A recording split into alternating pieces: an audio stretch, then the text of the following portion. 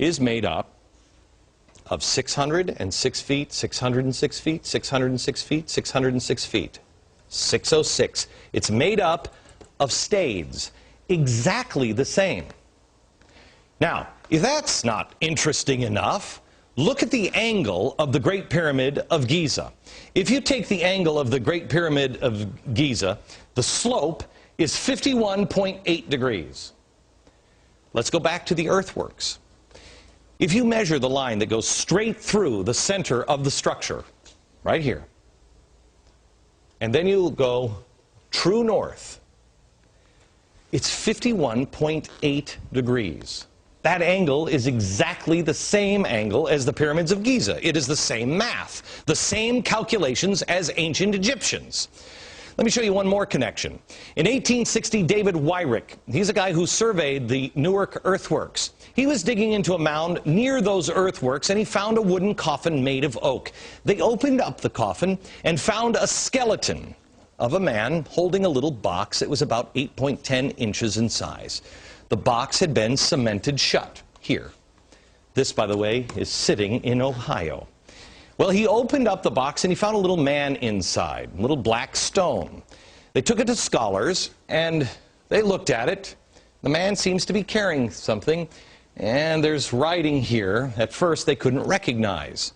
The writing is, they thought in 1860, some sort of Hebrew. Well, finally, about 20 years later, they found some rabbis living in the area, and the rabbis looked at that, and they could read it. They said it was an old kind of block Hebrew, and it was a rendition of the Ten Commandments. Now, this is another piece. Block Hebrew, they said they'd never seen anything like it. Mainstream archaeologists at the time called this a hoax. But then in 1900, or just about after 1900, in Israel, they found the same block-style Hebrew writing. Mainstream archaeologists still dismissed the findings. They found it in Israel, and they found it in Ohio. But there was another stone that they found that they couldn't argue. This is the Bat Creek stone. It was found during the course of an official Smithsonian evacuation. The Smithsonian didn't understand the meaning of the writing on the stone. They thought it was Cherokee, since it came from Cherokee country. They didn't realize that it's actually Hebrew. They had published this originally upside down. They threw it in a box at the bottom of the Smithsonian, put it in the basement. Many years later, a scholar took it out of the box, looked at it, and went, oh my gosh, it's upside down. It's Phoenician, ancient Hebrew. So what's going on here? What is that about? Where is that history? I'll show you in a few minutes, and we're going to have a conversation. I'm going to show you some more things that the Smithsonian, science, government, commerce colluded to erase. By the way, I want to thank the directors of the documentary Lost Civilizations of North America for bringing these stories to my attention. I was blown away. To find more, visit the website lostcivilizationdvd.com. Here's the thing we should be asking ourselves. I don't know the story of these. Do you know that? Did you know that? Do you live in Ohio and did you know that? Why not? Were the American Indians wronged? Yes. Yes. And that's what we focus on in America. Is we were bad to the American Indians. Forget about it. It's in the past. The question should be the ones that the founders asked. Who are they? What knowledge do they have? Can you imagine the difference we would have now if we would put our differences aside and put our past in the past and concentrate on today and say, let's learn from each other. What do you have? What is that? What is that? When we come back, I'm going to be joined by Peter Lilback, who is, I've told you before, is one of my favorite authors. He's going to talk to me a little bit about the founders here. And I'm also going to show you some documents that show how that history has been erased. Next. This is the Smithsonian Annual Report, 1882, 1883. This is John Wesley Howell. This is an original copy. John Wesley Howell in 1789. Again, Powell. This is the director the Bureau of Ethnology at the Smithsonian Institute, he said this: artifacts found prior to Christopher Columbus's arrival would be considered illegitimate by the Smithsonian. Only the savage Indian culture would be observed, and this created the artificial barrier to science. Only the savage. Science was colluding with government because of commerce, and religion was involved. Now, why do I tell you all this stuff? Not because I'm an Indian expert or anything else. You got to do your own homework. I just found out about this stuff. I'm amazed by it. I don't know what the answer is on this. The reason why I bring it up is the stock is not bad. The soup went bad, but the stock is not. Peter Lilback, Dr. Peter Lilback. How are you, sir? Good to see you. This is a book that needs to be owned by every American. Every single American should have this book in their home. It's called Sacred Fire. These are the words of George Washington, and it takes history absolutely apart. Apart. Not on somebody's opinion, but on their own words, on his words. Peter, I want to go to you and talk to you a little bit about, again, the stock. George Washington had a good relationship. Our founders had a good relationship with the Native Americans.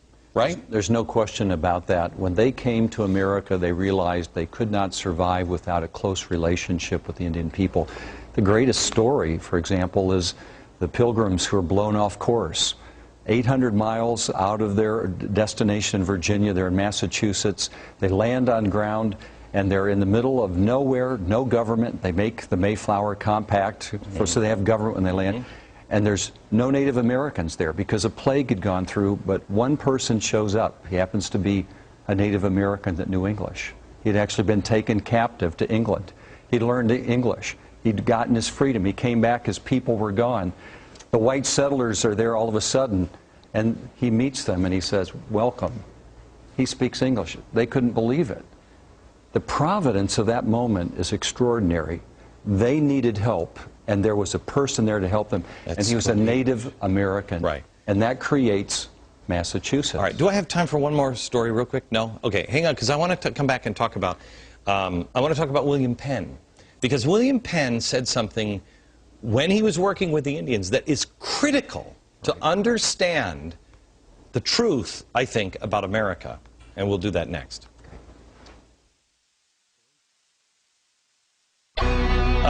The history that has been erased in our nation, and in particular with the Native Americans, happened because it didn't fit the story they created, Manifest Destiny. It only works when Indians were savages, and they had to have savages for commerce and government to expand. The ancient artifacts prove otherwise. Why aren't we looking into those? Peter Lilback is the president of Providence Forum and the author of George Washington's Sacred Fire. Okay, Peter. I think a great place for Americans to understand the truth about Americans and Native Americans and African Americans, all of it, it comes from William Penn. Tell the story. Great story. Philadelphia, the great founding city of the United States. That's where government began. It was founded by William Penn. He wanted a city without walls. And he determined that he would do it by making a constant commitment to justice and ethics with the Native Americans. There never was an Indian war with William Penn. And there's a wonderful treaty that still exists that describes the commitment they made. And it says this: there are good people and bad people among all people. There are good and bad Indians. There are good and bad Christians. That's what he called them in Philadelphia. And he said, we must come together so that we will address these problems that will come with respect and by communication, affirming the good. That's where we need to be. There are good among us and bad among us. There are good Americans, bad Americans. There's good parts of America. There are bad parts of America in the American story. We've got to come together as the good people, stand together and guard against the bad so we can live in a country without walls. Peter, thank you very much. Back in a minute. To expand our own understanding of America, good, bad, and ugly, with the Civil Rights Movement tomorrow and Friday. And then we'll see you down at the mall in Washington, D.C. on 8/28. Don't miss it. History in the making from New York. Good night, America.